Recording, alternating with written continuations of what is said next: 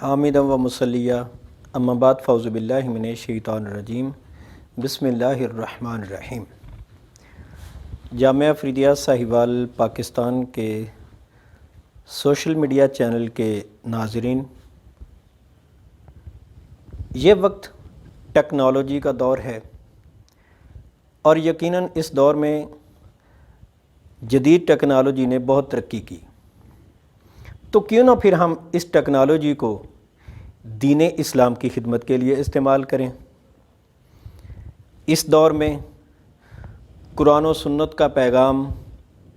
عام کرنے کے لیے علماء اہل سنت اپنا فریضہ سر انجام دے رہے ہیں۔ یہ تو علماء کا کام ہے کہ قرآن کی آیات اور فرامین مصطفیٰ صلی اللہ علیہ وبارک وسلم کو لوگوں تک پہنچا رہے ہیں، مگر ایک عام آدمی اشاعت اسلام میں قرآن و سنت کی تعلیم کو عام کرنے میں اپنا کردار کیسے ادا کر سکتا ہے؟ جی ہاں جناب، کائنات کے شہنشاہ علیہ الصلاۃ والسلام کا فرمان عالی شان ہے، قال رسول اللہ صلی اللہ علیہ وبارک وسلم من دل علی خیر فلہ مثل اجر فاعلہ۔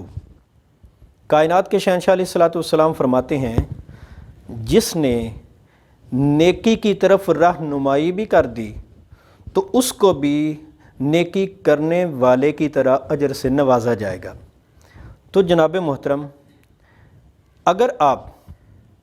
قرآن و سنت کے پیغام کو، جس کو سوشل میڈیا کے ذریعے نشر کیا جاتا ہے، آپ شیئر کے ایک بٹن کے ساتھ اس کو اپنی فرینڈ لسٹ تک پہنچا دیتے ہیں، جس سے مزید سینکڑوں ہزاروں لوگ استفادہ کرتے ہیں، تو آپ کے شیئر کے بٹن کے دبانے کے بعد جن لوگوں تک یہ پیغام پہنچے گا، پیارے آقا کریم علیہ الصلاۃ والسلام کے فرمان کے مطابق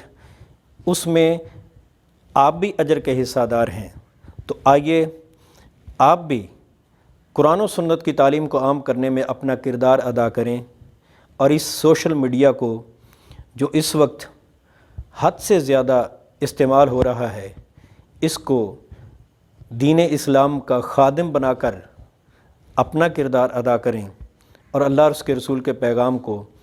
عام کرنے میں حصہ دار بن جائیں۔ اللہ پاک عمل کی توفیق عطا فرمائے۔ وآخر دعوانا ان الحمد للہ رب العالمین۔